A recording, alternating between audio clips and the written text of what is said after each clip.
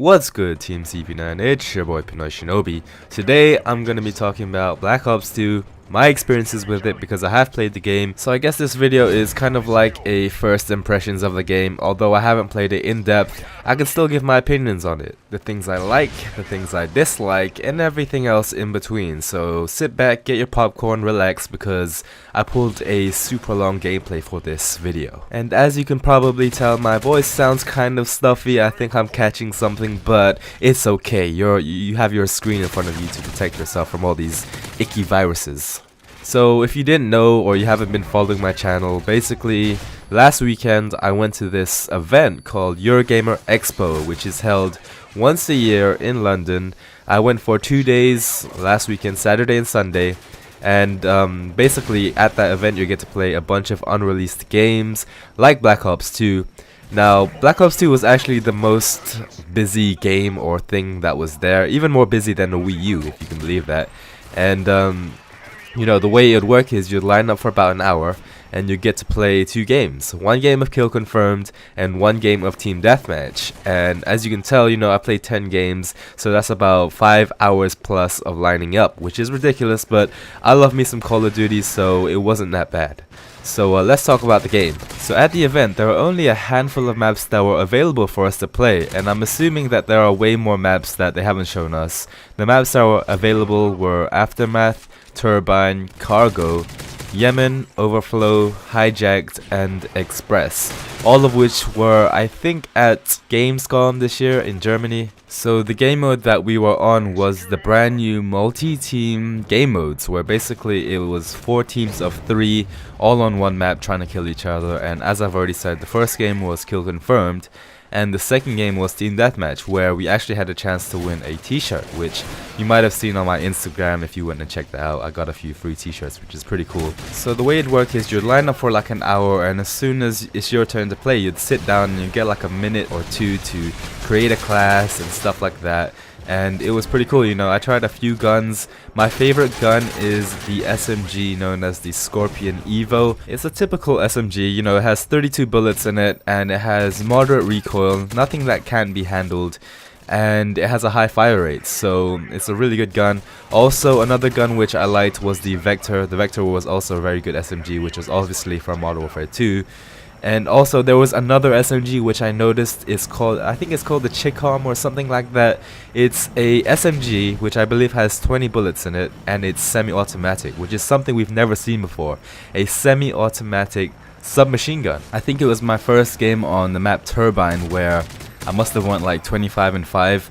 And it was good because instead of reloading, you know, I'd kill a guy and then I'd pick up his weapon, and I got to sample quite a few of the weapons that were in the game. Some of which included the Type 25, which is a burst fire assault rifle, the TAR. Also, I got to use the M8A1, the Scar H, and also the AN94, which looks a lot like the AK-47 and also acts a lot like it. At one point, I also got to use the MP7, which I didn't really like that much. Out of all the SMGs, as I've said, my favorite was the Scorpion Evo because it was very easy to handle. A big difference between Black Ops 2 and Modern Warfare 3 is the recoil. The guns in Black Ops 2 have more recoil than the guns in Modern Warfare 3, which is a good thing. Because, let's face the facts, the guns in Modern Warfare 3 were a little bit too easy to handle because of their lack of recoil in guns like the ACR, the Type 95, the MP7, the Scar L. I could go on and on. The guns are just really easy to use, which is a big difference in the next COD where the guns take a little bit more skill to use because of they have more recoil than in Modern Warfare 3. Also, another thing that I've noticed between the differences of Black Ops 2 and Modern Warfare 3 is that, you know how in Modern Warfare 3 the guns practically have stopping power built into them.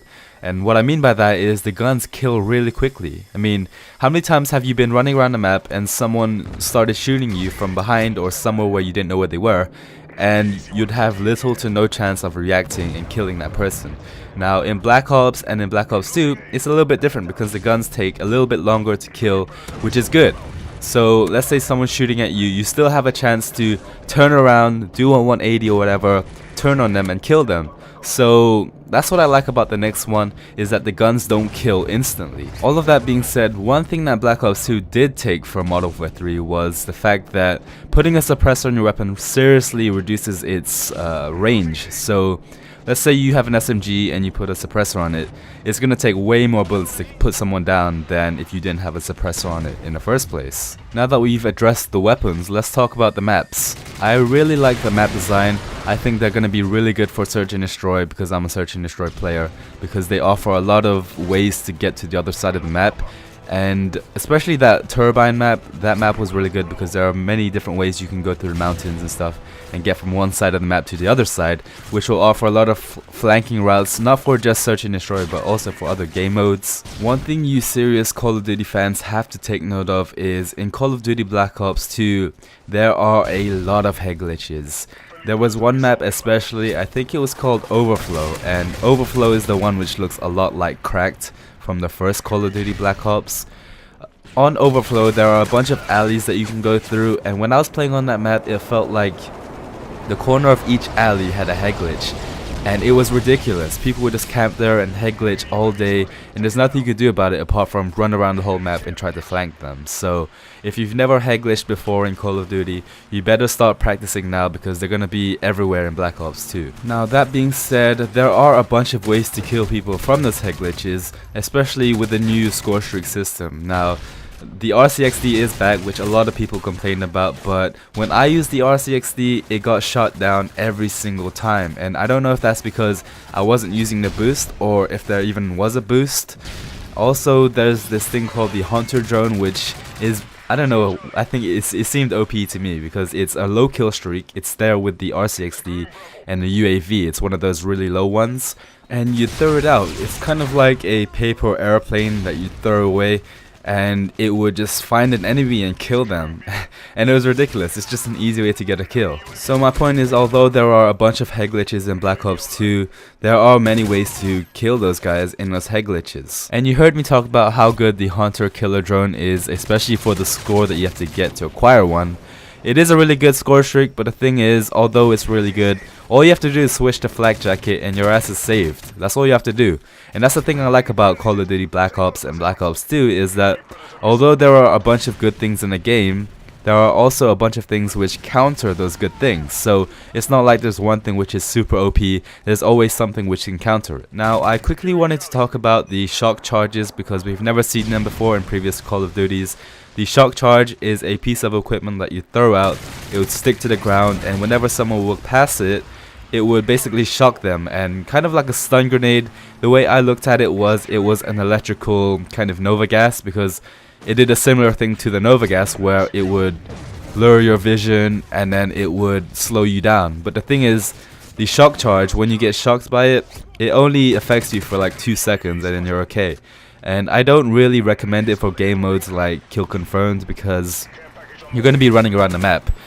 I think the shock charge is going to be super effective in game modes like Search and Destroy or Demolition, because it's really good for like defending targets and stuff like that. Speaking of game modes where the shock charge would be good at, I think it would be really good for that new game mode called Hardpoint. I also noticed a few new things, like that piece of equipment that lets you hack into enemies' stuff, and also the new, it's like a UAV ball, like from, I think it's Battlefield Bad Company 2.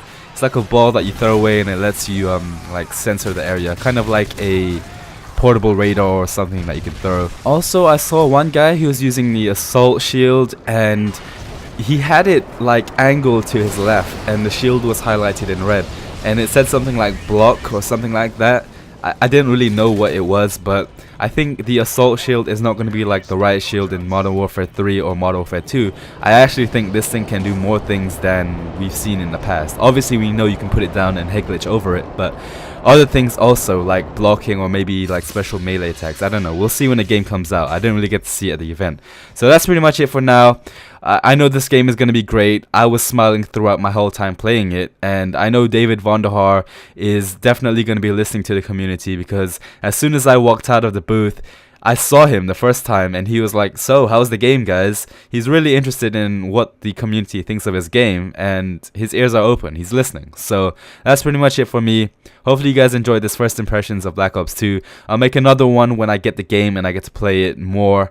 And yeah, that's pretty much it for now. I'll see you guys later. Pinoy Shinobi signing out. Peace.